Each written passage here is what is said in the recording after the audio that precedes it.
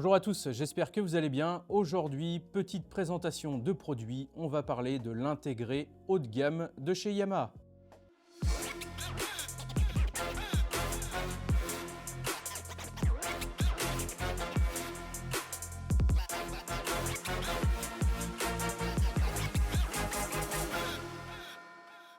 Voici donc le RN2000A, on n'en avait pas encore parlé sur la chaîne, on est vraiment sur l'intégré le plus haut de gamme de chez Yamaha. Ce qu'il faut savoir, c'est que c'est un produit avec lequel vous allez pouvoir tout faire. Donc vous allez avoir un lecteur réseau intégré à l'intérieur, il va pouvoir se connecter à Internet, il va pouvoir se piloter avec l'application MusicCast.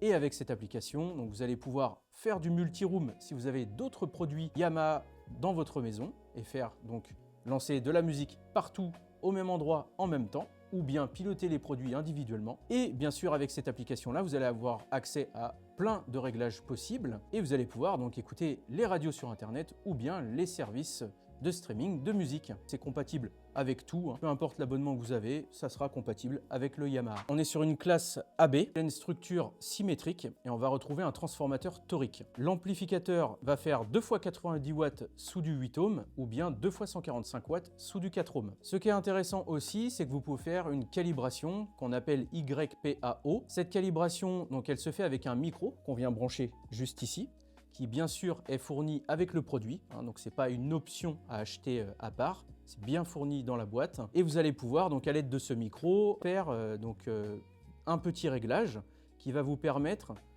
d'adapter le matériel et vos enceintes du coup par rapport à la pièce que vous allez avoir. Alors moi je recommande de faire l'essai avec et sans après, et rester sur ce qui vous conviendra le mieux. Parce qu'il arrive parfois que dans certaines pièces, on préfère laisser le produit donc en pur direct, ce qui fait sauter votre calibration, qui permet d'écouter l'ampli donc sans aucune correction, quelle qu'elle soit. Si toutefois la calibration vous convient très bien, et bien là dans ce cas-là, tac, on désactive le petit bouton qui est là, et là, la correction YPAO sera active. Donc bien entendu, sur ce produit-là, on va avoir un convertisseur. Donc ça va être un DAC ESS Sabre, le ES9026 Pro pour être précis. Cette puce va vous permettre de pouvoir envoyer des fichiers jusqu'à hauteur de 32 bits 384 kHz. Et bien sûr, ça sera compatible aussi avec les fichiers DSD. Le produit est assez lourd. Bon, ça se voit pas à l'écran, mais il fait quand même 22 kg de mémoire.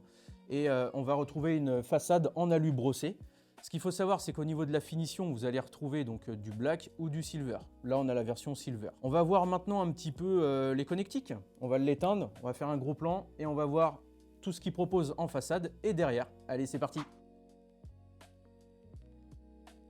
Donc, nous voici à l'avant du produit. Vous allez avoir le bouton Power, le bouton Volume, le fameux Pure Direct, le bouton sur lequel j'ai appuyé tout à l'heure, la sélection de vos sources ici.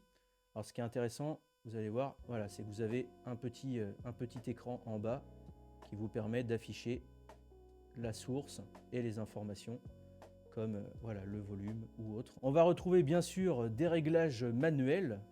Yamaha, ils aiment bien garder ça sur toutes les façades de leur ampli, qui va vous permettre d'ajouter ou d'enlever de la basse, pareil pour le reste. Il y a également une balance. Vous allez avoir aussi le panneau ici pour contrôler l'appareil. C'est comme si vous aviez une molette à télécommande, mais qui est directement intégrée sur l'ampli. Le petit bouton Connect, quand on veut se connecter avec l'application. Le bouton Preset. On va retrouver donc la sortie casque, le port pour le micro. Après là, c'est pour choisir les speakers A ou B qu'on veut mettre en route.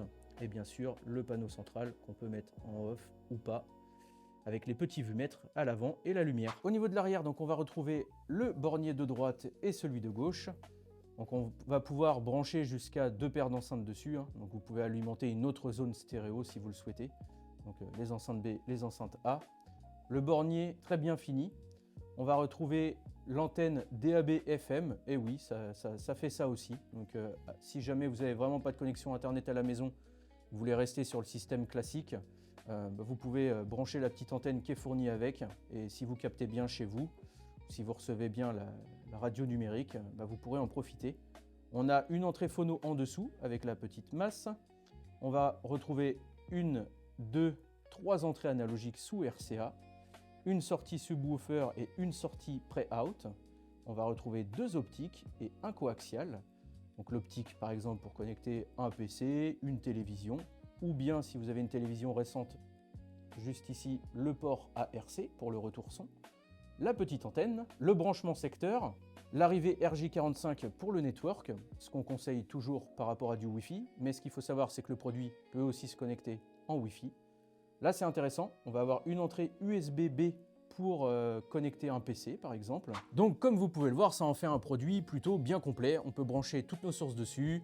Il y a le lecteur réseau intégré, il a des bonnes grosses dimensions par contre, hein, ça c'est sûr, donc il faut avoir la place à la maison, dans le meuble. Mais voilà, ça en fait un excellent produit. Moi ce que j'ai relevé donc à l'écoute, ça fait déjà un petit moment qu'on a ce produit-là en magasin. On est chez Yamaha, hein, donc on a un son qui va être un petit peu tendu, hein, un son qui va être relativement dynamique. Sur ce produit-là, en tout cas, j'ai pas senti d'agressivité désagréable, donc ça c'est assez intéressant.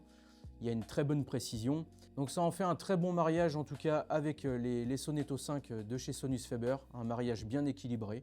Voilà, après bon, ça reste les goûts et les couleurs. Bah écoutez, j'espère que cette vidéo vous a plu, j'espère que la présentation de ce produit-là a été intéressante. N'hésitez pas à nous le dire dans les commentaires et moi je vous dis à la fois prochaine pour une prochaine vidéo. Allez, salut!